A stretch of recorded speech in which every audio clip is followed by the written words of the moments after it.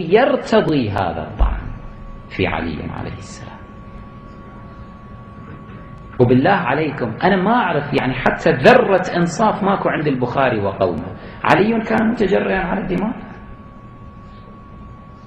علي بن اللهم خلي الزعيم واديله زي ما هو عايز مانجا ياخد مانجا، عايز فراولة ياخد فراولة، عايز فلوس ياخد فلوس. هو محتاج فلوس؟ اللهم صل على النبي، ده بيركب ببلاش.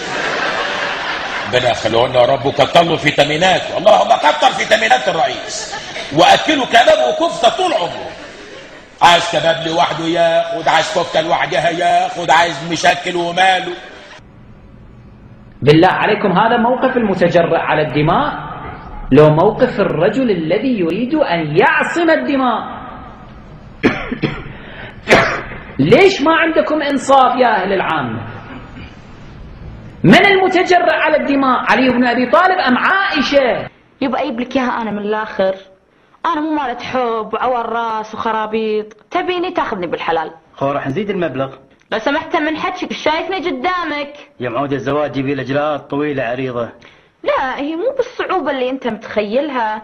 عادي انا اتزوج متعه نفس شربة المي. متعه احسن من الحرام.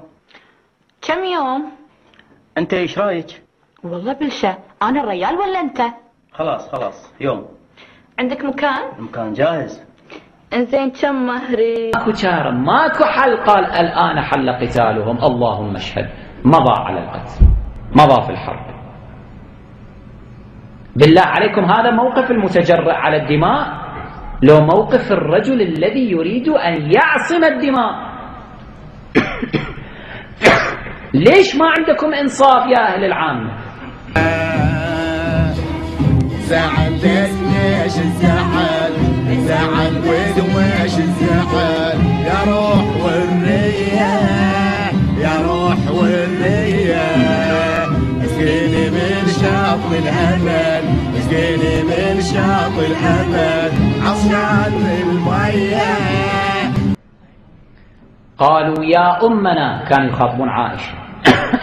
يا أمنا أعق نعم أنا يتيم والله، قعدت أعيط كل ما يطلع الواد اليتيم ده وأنا أعيط، والناس اللي جنبية يقولوا لي خلاص يا سيد حقك علينا احنا، وأنا أعيط. هجوم الناس اللي قدام والناس اللي ورا يقولوا لي خلاص يا محترم مش عارفين نتفرج على الفيلم، وأنا أعيط. فمر على هذا الرجل عمير بن الأهلب الضبي فسمعه يقول شعرا. ماذا يقول فيه؟ يقول لقد أوردتنا حومة الموت أمنا، لقد أوردتنا حومة الموت أمنا.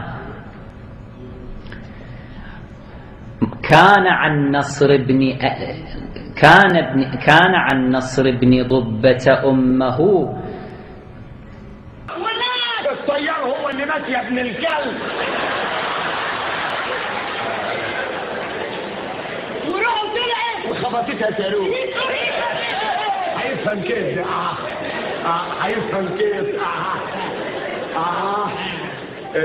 تتوحم تروح. راح لدكتور السنان قال له شيل الجدير وحط لي ورا الحال.